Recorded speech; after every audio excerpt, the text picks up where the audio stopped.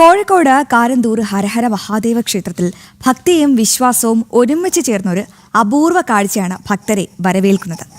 ശിവലോകത്തിലെ ഗണങ്ങളിൽ പ്രഥമനായ നന്ദിദേവനോട് സമാനമായി ഭക്തർ കരുതിപ്പോരുന്ന ശംഭുവാണ് ഇവിടുത്തെ താരം.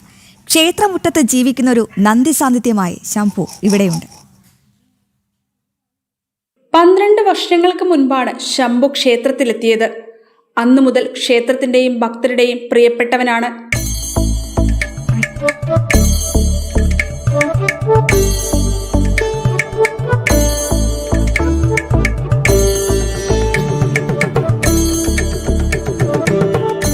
ഉയരവും അതിരൊത്ത തടിയും ചേർന്നിണങ്ങിയ ഗാംഭീര്യമാർന്ന രൂപം കണ്ടാൽ ആദ്യമൊന്ന് ഭയം തോന്നുമെങ്കിലും അതീവ ശാന്തസ്വഭാവക്കാരനും കുട്ടികൾക്ക് ഏറെ പ്രിയപ്പെട്ടവനുമാണ് ശംഭു. ക്ഷേത്രം പുറമേക്ക് അറിയുന്നത് തന്നെ ഇവിടെ ഒരു നന്ദികേശൻ വളരെ കുട്ടിക്കാലത്ത് തന്നെ 1 വയസ്സായ സമയത്ത് തന്നെ ഇവിടെ എത്തിയതാണ്. ഇപ്പോൾ ഇതിന് 15 കൊല്ലത്തോളമായി ശംഭു എന്ന് പേരിട്ടു.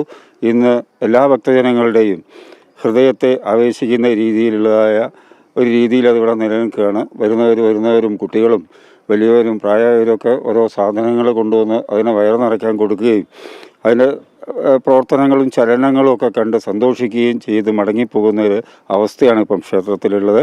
ക്ഷേത്രത്തിലെത്തുന്ന ഭക്തർ ഇന്ന് ആദ്യം തിരയുന്നതും ഭഗവാന്റെ സ്വന്തം ശംഭുവിനെയാണ്. ശ്രീകോവിലിന് അഭിമുഖമായാണ് ശംഭുവിന് ആല ഒരുക്കിയിട്ടുള്ളത്. മധുരപ്രിയനായ ശംഭുവിന് പ്രത്യേക ആഭരണങ്ങളും വസ്ത്രങ്ങളുമുണ്ട്. ഉത്സവ ദിവസങ്ങളിൽ അലങ്കരിച്ചൊരുക്കുന്ന ശംഭുവിനെ കാണാൻ വലിയ തിരക്കാണ് അനുഭവപ്പെടാറ്. ജനം, കോഴിക്കോട്.